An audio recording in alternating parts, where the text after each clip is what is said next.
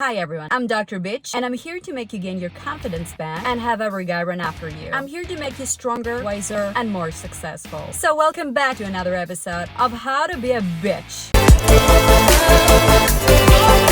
A lot has been said about money when it comes to relationships. So how important is being financially independent? The answer is very simple. A lot. It's crucial. This is what makes you hold your own in a relationship. And as Sherry Argov says in her Bible, why men love bitches? A real bitch would rather drive an old car than a Mercedes if the latter means that she has to tolerate disrespect. Having your own money is a gentle reminder that you can leave anytime you're not treated with respect. Unfortunately, deep inside, even in the 21st century, women still want to be saved. They put rich guys on the pedestal and they fantasize about a dreamy life. This goes to a rich lifestyle too. As women grow up, they're not motivated to be independent and self-assertive the way men are. You can see that in children's games too. Girly toys are about cooking, offering, pleasing, helping, and being pretty, presentable, as opposed to boys' toys, where we have superheroes and independent, strong figures who fight for dominance. Women have been raised by society to wait for Prince Charming to save them. Even if we don't admit it, it's deep inside our core, brewed for centuries. It's almost in every fairy tale. Think about Cinderella and Snow White. At the end of the fairy tale, a guy comes and saves them. But what we don't know is what happens next. What the story doesn't reveal is that the person who provides all the financial support will eventually dictate how you should behave, what your thoughts should be, what you should like, and eventually he will stop respecting you and he will start treating you like he is the boss and you are his servant.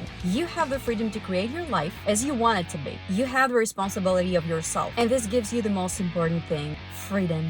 Is there a better word than that? People have been fighting for this for centuries. And I'm gonna share with you guys an excellent example. I have this guy friend, and of course I'm not gonna reveal his name. Let's say that his name is Jeff. So Jeff is very handsome, very successful, and very rich. A couple years ago, he decided that it was time for him to settle down. This is when he met this amazing girl. Let's name her Tiffany. Tiffany was really sweet with Jeff, but she never seemed impressed by either his money or how successful he was. She used to live downtown in a small apartment. She was an artist and a waitress. She didn't make a lot, of course, but she was supporting herself 100%. So one day, Jeff suggested that she should move into his place that was in the suburbs. Jeff's place was a mansion with a swimming pool and a tennis court. And what would most women do? They would be like, "Oh, Jeff, definitely, I'm packing my stuff and I'll be there in 5. Do you know what her response was? No.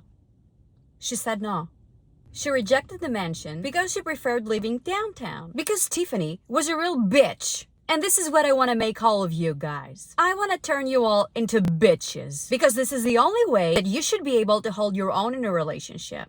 The only way to make him run after you and respect you. I had dinner with Jeff the next day, and he couldn't stop telling me how much he is in love with this girl and how much he admires her because she has a mind of her own and because she's so different from all the other girls. In the end, he described her as low maintenance.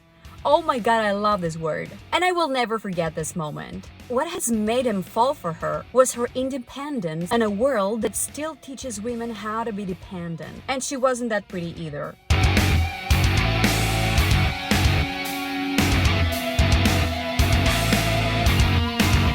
But she had a backbone. Do you really think that money can solve all our problems?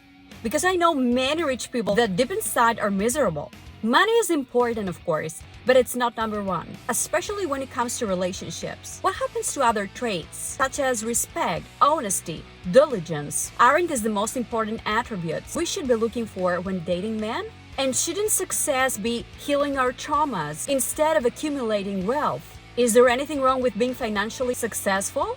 No, of course, but number one priority should be our mental health. And at the other end of the spectrum, we have all these nice girls that cannot and will not accept a guy buying them lunch or anything because they feel obliged, but not a bitch. Because a bitch knows that she deserves every penny, but she will always express appreciation for all these generous gestures that a man makes for her. And now let's talk about something else. Let's talk about first dates. So when a man doesn't pay in the first dates, this means that he doesn't want you to be around for long. When a guy really likes you, he wants to impress you. So even if he doesn't have a lot of money, he will find a way to pay for the first dates. For example, he can take you out for a walk in a lovely park, and he can grab some coffee for both of you. So back to the princess syndrome. As I was saying, when you want to be saved, you will eventually attract the wrong type of people, the manipulative and controlling ones. If you lose your freedom, you lose everything. You become sick. both mentally and physically. And it's getting dark. Financial independence is number one. If you are in a job that you don't like, do whatever you can to go to a better working environment. Choose something that you really like and pursue your dreams, no matter how old you are. Dreams are a never-ending process, and the possibilities are infinite. I know how hard it can be, especially when you have children and you're trapped in a dysfunctional marriage and you can do nothing because you don't have a lot of money. But always remember that you're way smarter than you think, way more capable, and that you can do way better than this. Fear is what keeps us back in life most of the time. Actually, all of the times. As Sherry puts it in her book, Why Men Love Btches. Work equals money, which equals your capability to choose how you want to be treated, which equals dignity. In order for a guy to respect you, you should sustain your financial independence. You don't have to be rich, just to be able to take care of yourself. And as Coco Chanel said, elegance does not consist in putting on a new dress. Don't get misguided by social media. Money is not number one. Freedom and mental health is. I'd rather live in a very small house and a remote village up in the hill than having someone telling me how to live my life. F*** you.